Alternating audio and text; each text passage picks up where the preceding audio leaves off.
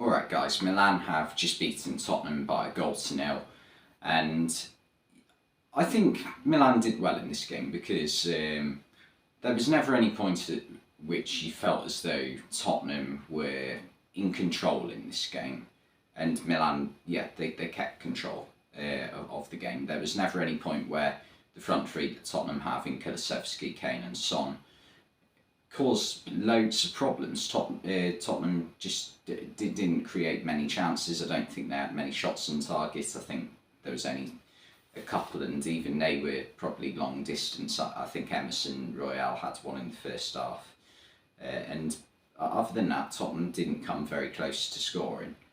And yeah, Milan kept in control of the game. And I think they did very well because you have to look at it from the point of view that Milan were missing two of their very key players in Benassa and Fikayo Tomori. I know obviously Tottenham were missing their two starting midfielders in Højbjerg and Bentancur, but I don't think that was too much of a problem for Tottenham because Højbjerg and Bentancur both started at the weekend against Leicester, and Tottenham were poor against Leicester. I know Leicester are a team right now who look like they're back in form after a hit and miss 18 months because in the past 2 weeks they scored 4 goals in both games against two decent teams in Tottenham and Aston Villa. But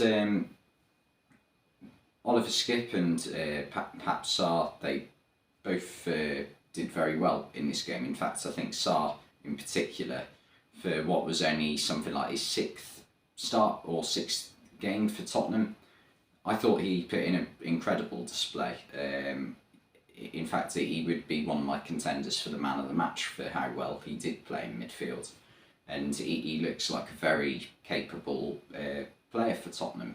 I'm not sure if he's a starter, but he's certainly good enough to be in around the squad just from that performance, I personally think. And yeah, the midfield definitely wasn't the problem for Tottenham tonight. The goal from Brahim Diaz, it came from a long ball over the top. Now, Christian Romero is a player for me who I think when he's got his head on the game, when he hasn't got his head on trying to wind up opponents or, trying to cause problems or just trying to distract it like the players he's coming up against, sometimes that is his own downfall, I personally think. I don't think this was one of them games, though. I just don't think there's any way that Theo Hernandez, from running towards his goal, and when Christian Romero is able to keep his eyes on the ball, I don't think there's any way Hernandez should be able to win that header. And even if he does win it, get it into the path he wants to go into with it. Because, the player coming onto the header should always be the favourable player. And Hernandez gets onto the end of it, gets the shot off, and Fraser Forster, in fairness to him, did absolutely everything he could to, stop the ball going into the net. He made fantastic double save.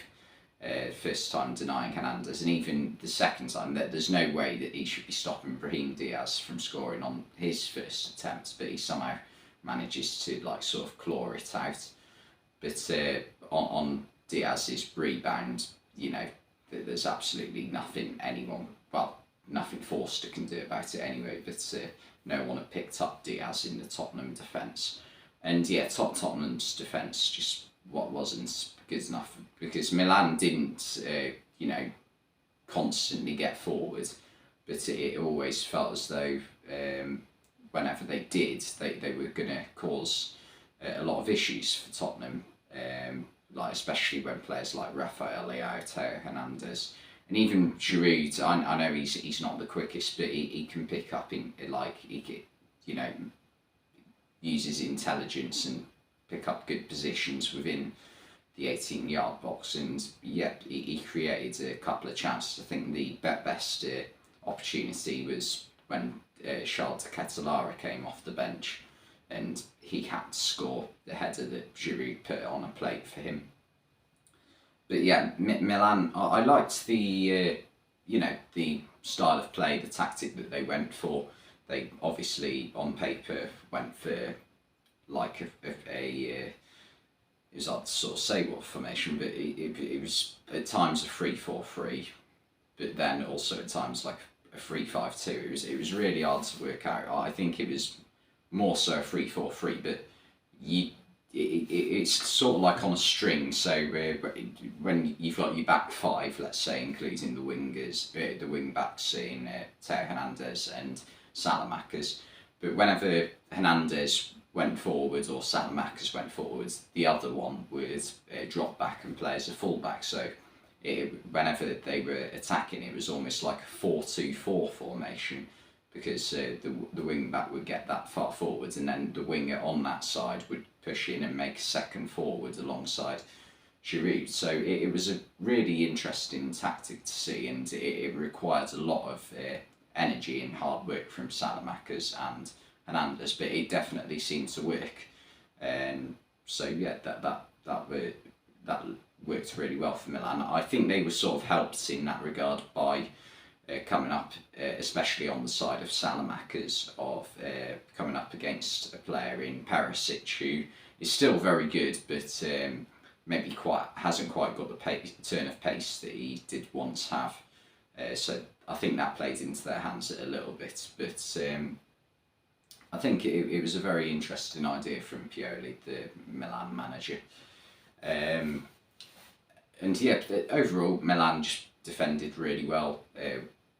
Kalulu, Kier, even Thiago, I thought he struggled on a couple of occasions, but considering he's still a very young centre back, and he stepped in, he played quite well. I don't think you can really fault him too much. And yeah, for Tottenham, it was just today the attack didn't do enough. They weren't ruthless enough, and the defence, that just one or two moments like caused them a lot of problems today, when they should have been a bit more switched on, I think, and on another day Milan would have punished them even more. But as it is, it's 1-0, and Tottenham are still in this tie. I think, on another night they might not be, because they didn't cause enough problems. And in the second leg, I still think Tottenham have a good chance of getting through in this tie. That they're going back to, see, this is the problem with Tottenham calling their stadium the Tottenham Hotspur Stadium, because I want to say, Liverpool, if Liverpool have a second leg, they're 1-0 down from the first leg, but they're taking it back to Anfield, or Man United, they're taking it back to Old Trafford. Even City or Chelsea taking it back to Etihad, Stamford Bridge, Arsenal, the Emirates. But Tottenham taking it back to the Tottenham Hotspur Stadium, it doesn't work, does it?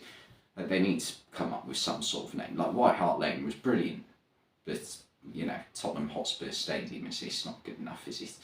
Anyway, enough about that.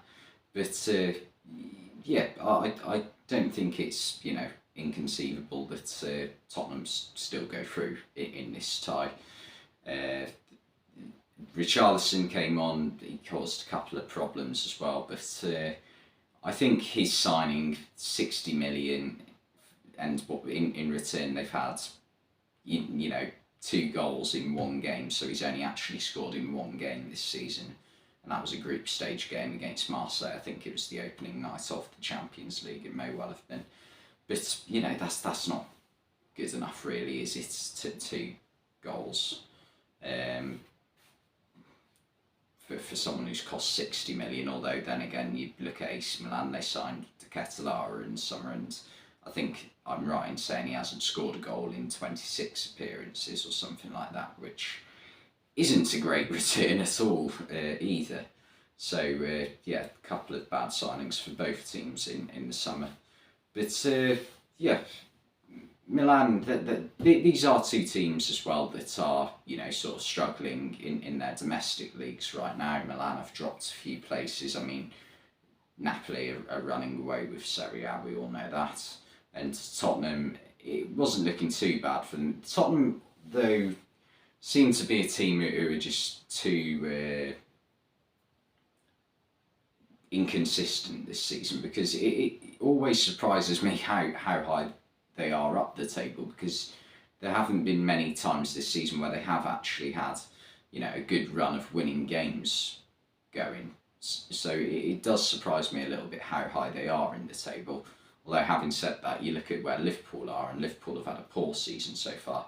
I think Liverpool have got 2 games in hand on Tottenham, and they're only 7 points behind. So that it is quite close between like the places of 5th and 10th in the Premier League. So, that the European spots in the Premier League this season are all to play for.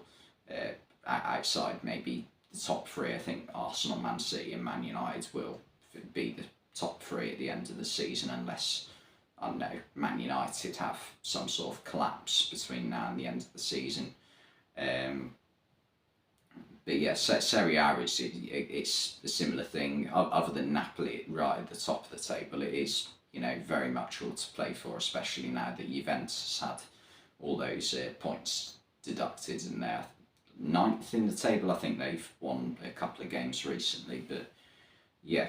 I mean, it wasn't a horrendous game. It certainly wasn't a thriller, though. I don't think it's going to be one that's going to live too long in the memory, but it does set up a interesting second leg. That's 100% for sure, because it's interesting to see what tactic Milan will go for in the return leg.